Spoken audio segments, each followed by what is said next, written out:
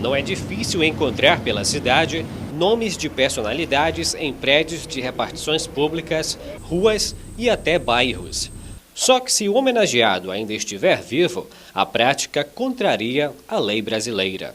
Em Manaus, por exemplo, podemos citar a Arena Amadeu Teixeira, o Centro Cultural Tiago de Melo e o Hospital Delfina Aziz na zona norte da cidade.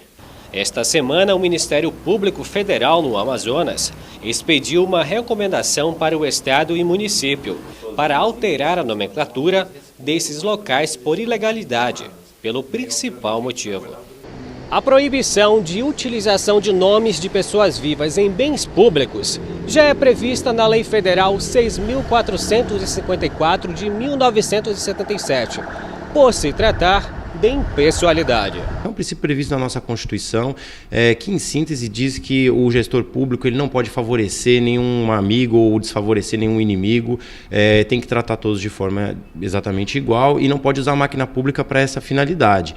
Inicialmente essa lei é uma lei federal que prevê essa obrigação aos bens públicos federais, porém no caso de estados e municípios que recebem verbas públicas oriundas da União, ou seja, verbas federais, elas também têm a obrigação de cumprir essa regra. Segundo o MPF, há um prazo para que a medida seja acatada. O Ministério Público recomendou que no prazo de 30 dias fossem tomadas medidas tendentes à alteração desses nomes. A mudança ela é feita geralmente através de um projeto de lei, pode ser que em alguns casos através de decreto ou portaria, enfim. Vamos esperar no prazo de 30 dias que a Prefeitura e o Estado do Amazonas respondam quais providências estão sendo tomadas, né? E obviamente a gente vai aguardar durante um prazo razoável.